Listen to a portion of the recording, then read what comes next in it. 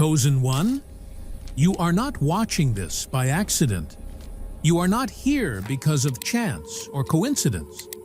This moment was scheduled in the Spirit long before it showed up on your screen. Heaven marked it. The timing is intentional. And when we talk about wealth, we're not just talking about numbers in a bank account. We're talking about purpose, legacy, elevation, impact that outlives you. You were never designed just to get by. You were set apart to interrupt cycles, to close chapters of lack, and to introduce a new story into your bloodline. When God chooses someone, He doesn't bless them in isolation. He positions them as a channel, a vessel, a bridge. What flows into them is meant to flow through them. That's why you've always felt restless with ordinary living.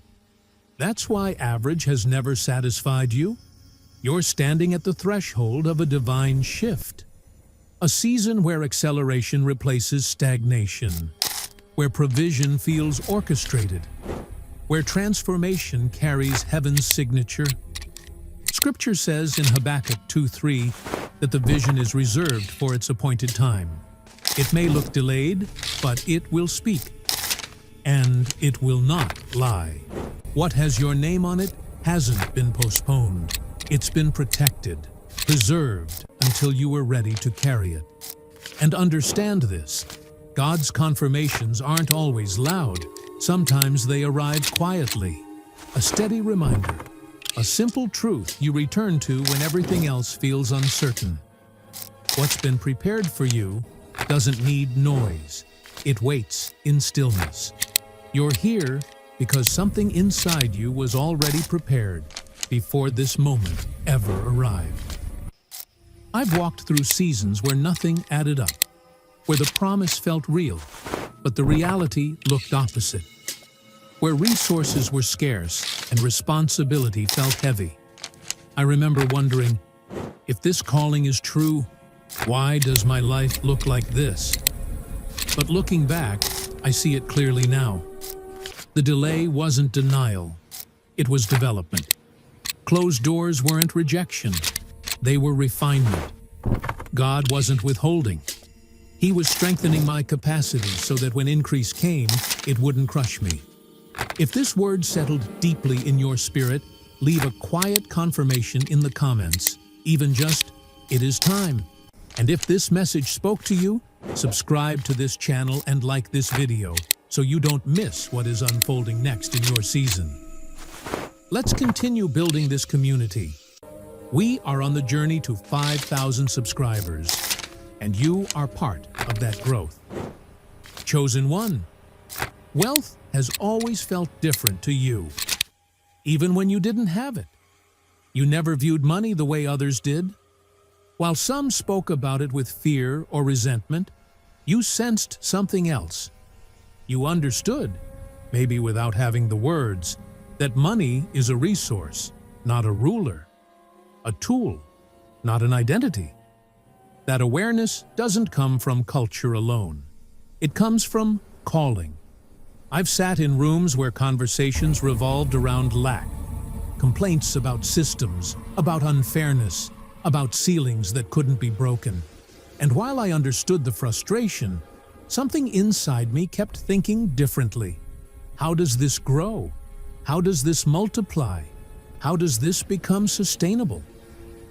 If that sounds like you, that's not random. You think in systems, not just survival. You think in legacy, not just relief. That's not greed. That's stewardship waking up. This is the first sign. You see wealth as a seed. You instinctively understand that what's planted wisely can produce fruit far beyond one season. Even if your environment taught limitation, your spirit quietly rejected it. Not out of rebellion, but out of recognition. Lack never felt like your inheritance. But here's what most people don't talk about. This mindset can isolate you before it elevates you. You may have been misunderstood, labeled unrealistic, told you were thinking too big. I know that feeling, the tension of carrying vision in spaces that only see ceilings. but what they called unrealistic was actually prophetic sight. Hebrews tells us that faith gives substance to what we hope for before it's visible. You weren't imagining something foolish. You were perceiving something ahead of its time. Wanting abundance with responsibility attached isn't greed. You don't desire increase to impress people. You desire it to build stability, to create security, to change the trajectory of those who come after you. That's why ownership matters to you. That's why assets cross your mind. That's why you think about structures that produce instead of things that fade. You're not chasing money. You're pursuing impact. And hear this clearly. That perspective was entrusted to you. God doesn't reveal blueprints to everyone. He reveals them to builders. Think of Joseph. The dreams came long before the authority. The vision showed up before the position. Maturity developed in the middle. Provision arrived at the appointed time. If you've ever felt out of place in conversations about success, purpose, or wealth, it's because you weren't designed to blend in. You were designed to shift atmospheres. And this subtle shift in your thinking, it's foundational. You can't build generational wealth with a survival mentality. Heaven had to adjust your lens early because your assignment required it. What was planted in your mind is preparation for what will eventually rest in your hands. Now let's talk about the second sign. There's a weight you've carried for as long as you can remember. And it didn't start with you. Before you knew words like destiny or responsibility, you felt it. A quiet awareness that your life mattered beyond your own comfort.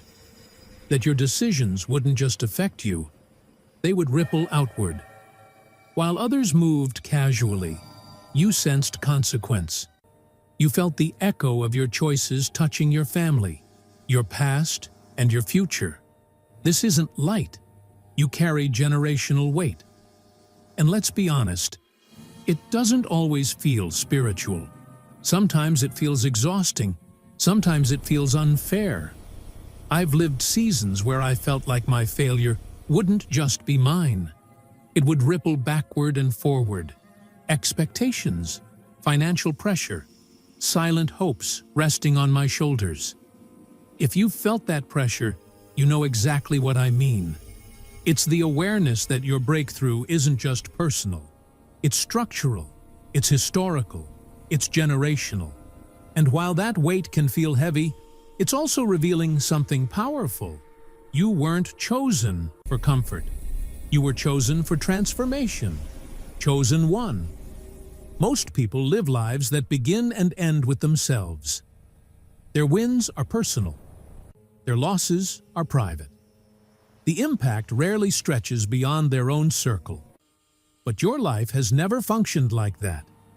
When you rise, others feel relief. When you stumble, others feel the strain. It's as if your existence sits at a turning point, a hinge that shifts more than just your own story. That isn't random. That's responsibility wrapped in calling. Scripture talks about those who stand in the gap, the ones who repair what's broken and rebuild what others abandoned. Whether you volunteered or not, you are one of them. And let's be honest, the weight of that hasn't always felt inspiring. Sometimes it's felt overwhelming. You were born into patterns that didn't start with you. Cycles of scarcity, disappointment, deferred dreams. You watched capable people lower their expectations because survival demanded it. And somewhere inside, even if you never said it out loud, a decision formed. It ends here. That quiet resolve has shaped more of your life than you realize. I remember when I finally understood that my challenges weren't random obstacles. They were conditioning. I needed resilience others before me didn't have room to develop. I had to learn patience, discipline, discernment, because what I would one day manage required it. Here's the hidden truth. God never assigns weight. without also reinforcing the shoulders meant to carry it. If the pressure has felt intense, it's not because you were overlooked. It's because you were trusted.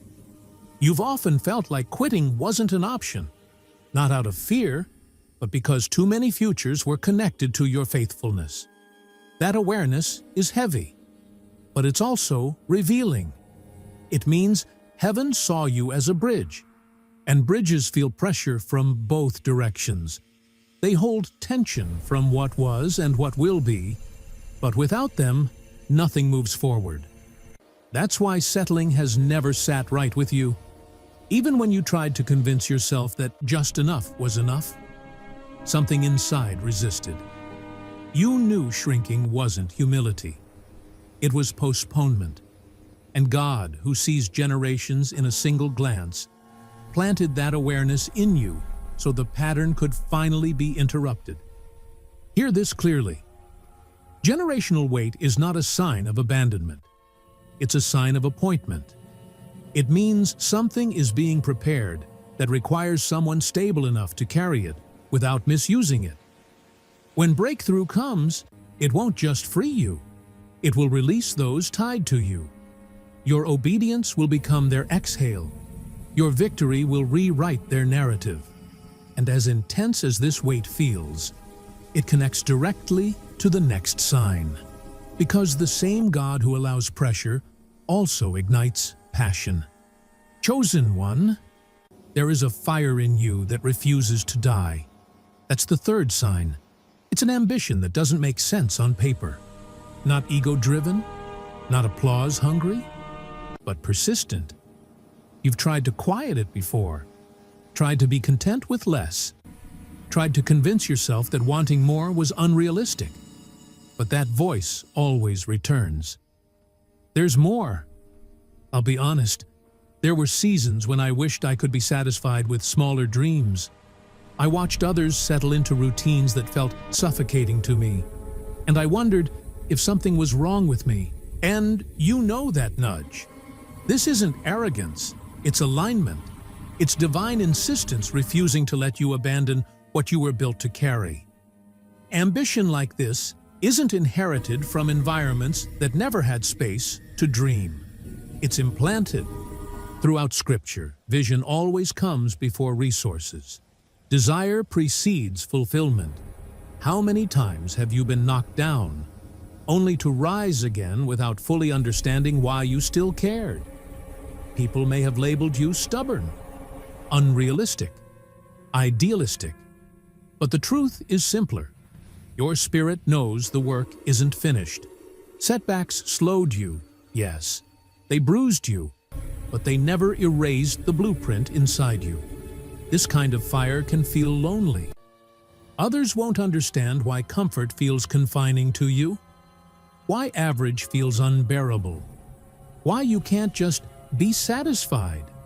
They may say you're chasing something imaginary, but what they call imagination is foresight. Builders see the structure before the materials arrive. I've lived through seasons where nothing around me matched the magnitude of what I felt inside. That mismatch hurt, but it also clarified something powerful. My ambition wasn't tied to my environment. It was anchored to calling. The same is true for you. Your surroundings never dictated the size of your vision. Most people dream within the limits of what they've seen. You don't. You envision possibilities your family never imagined. Not because you believe you're superior, but because you were meant to extend the story further. You're not trying to escape your past. You're trying to redeem it. And that's why wealth isn't a luxury in your mind. It's leverage. It's infrastructure. It's the fuel required to execute what's been placed in your spirit. Without resources, vision stays confined. With them, it moves. That's why the fire keeps pushing you forward. It knows expansion is necessary. But then comes a stretch few people speak about, honestly. The fire is still there. The calling is still clear. Yet the season grows quiet, heavy. This is the phase where excitement fades and consistency takes over, where the promise remains, but the days feel ordinary. This is where strength is redefined. Strength here isn't loud intensity. It's quiet return. It's choosing alignment again when nothing dramatic happened. It's showing up faithfully when progress isn't visible. It's continuing without applause. I've walked through that silence. I've wondered if the quiet meant I misunderstood everything, but I learned something crucial. Silence is not always absence. Often, it's development, growth happening beneath the surface, capacity expanding without announcement. Chosen one, if you are in that quiet stretch right now, it doesn't mean you missed it. It means you're being matured for it. Chosen one, believing a promise is only part of the journey. Carrying it long enough to see it fulfilled, that takes endurance. God doesn't hurry what must endure. If what's ahead of you is meant to impact generations, then the foundation can't be fragile.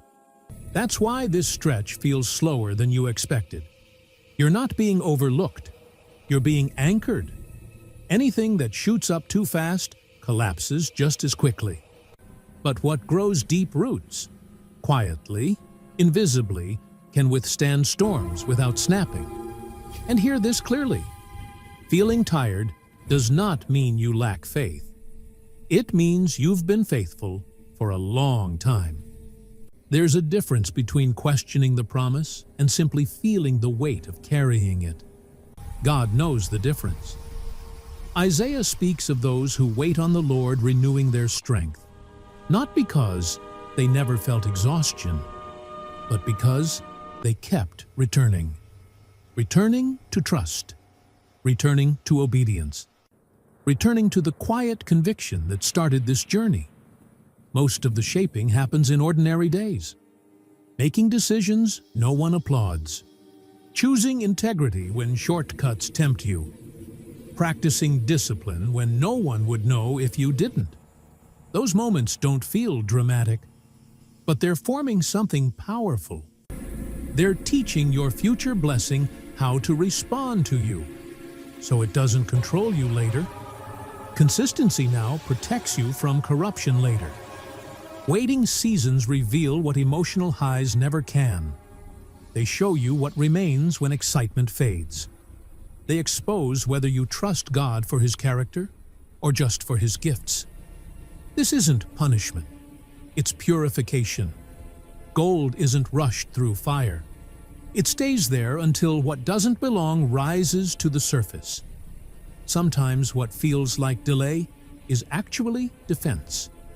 I remember seasons when I begged for a loud confirmation, something undeniable to silence every doubt. Instead, what I received was an invitation to remember. Remember when the calling first became clear. Remember the quiet provisions that showed up when you needed them most. Remember how far you've already traveled. Faith is often steadied not by new revelations, but by revisiting proven ones. Chosen one, don't underestimate the power of staying. Staying aligned, staying honest, staying surrendered even when nothing outwardly shifts. Many want the blessing. Few are willing to remain steady in silence. But this steadiness is what prepares you to hold abundance without losing yourself inside it. This phase is teaching you how to live without constant reassurance. That's maturity. That's trust refined beyond emotion. And when what's been promised finally manifests, it won't feel foreign. It will feel familiar, because you've already been walking with it internally. You are not behind. You are not forgotten. You are not failing. You are becoming stable enough to steward increase without chaos. When movement resumes, it won't be frantic. It will be ordered, deliberate, unmistakably aligned. Hold your ground here, not because you're waiting for permission, but because what's forming in you cannot be rushed. Now let's talk about something many people miss about your life: There's a pattern. Opportunities show up around you in unexpected ways. Conversations turn into doors. Situations others dismiss become stepping stones for you. That's not coincidence. It's cultivated sight. This is another sign. You recognize openings others overlook. I've lived this personally. I've been in rooms where ideas were brushed aside, only to watch those same ideas later become turning points. I've had moments that seemed ordinary at the time, but, looking back, were divinely arranged. Alignment rarely announces itself loudly. Favor usually enters quietly, through timing, awareness, and discernment. While others wait for perfect clarity, you sense potential before it's obvious. You don't just see what is, you sense what could be. That's not blind optimism. That's trained perception. You've probably been told you're lucky, but luck doesn't sharpen discernment. Favor does. Favor teaches you when to step forward and when to pause. It trains you to recognize which doors are divine and which are distractions dressed up as opportunity. And that discernment wasn't developed in comfort. It was forged in limitation, when resources were tight and decisions mattered deeply. Even in your hardest seasons, access never completely vanished. It may have narrowed, it may have required humility, but it didn't disappear. That's because your assignment requires positioning.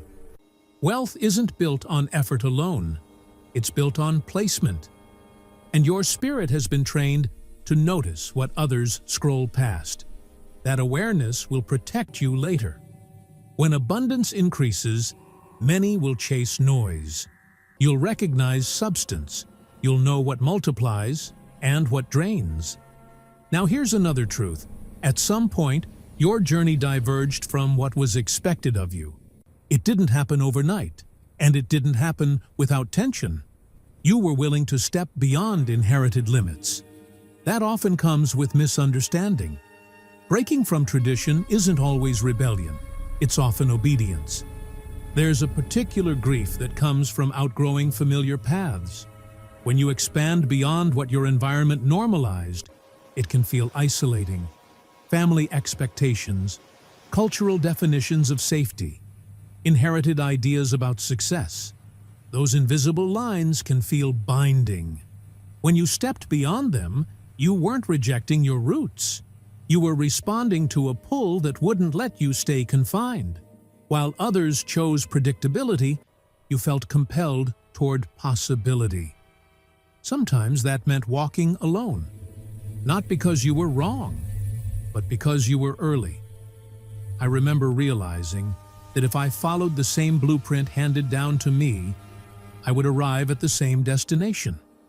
Tradition can provide comfort, but it can also create ceilings. God doesn't break patterns carelessly. He breaks them because new outcomes require new obedience. That separation you felt? It was preparation. It taught you how to stand without applause, how to trust without affirmation, how to move without universal approval. Those lessons are essential for anyone called to carry influence and increase. Without them, abundance becomes a trap. With them, it becomes a tool. Chosen one. Nothing about your path has been accidental. The stamina, the discernment, the isolation, the fire. It's all been forming someone capable of handling what's coming without being consumed by it. Stay steady. The roots are deeper than you think. Here's your message refined with a clear and natural call to action added at the end. Chosen one, you have reached the end of this message, not because you were curious, but because your spirit recognized what was being spoken. These signs did not come to entertain you. They came to confirm you. Your journey has never been ordinary, and your future will not be shaped by chance. A supernatural transfer is already in motion, and you are standing in your exact Kairos moment, the appointed time where preparation meets release. Anointed one, What has been forming quietly in you is now aligning openly around you. Heaven has marked you as a carrier of legacy, not just provision. The wealth tied to your life is purposeful, clean, and generational. It will arrive in order, not confusion, and it will serve what God entrusted to your spirit long before it touched your hands. Stay faithful, stay disciplined, stay aligned. Gratitude will keep your heart steady as manifestation draws near. If this word settled deeply in your spirit, leave a quiet confirmation in the comments. Even just, "It is time." And if this message spoke to you, subscribe to this channel and like this video so you don't miss what is unfolding next in your season. Let's continue building this community. We are on the journey to 5,000 subscribers, and you are part of that growth. Go forward in peace, chosen one. What is written is now unfolding.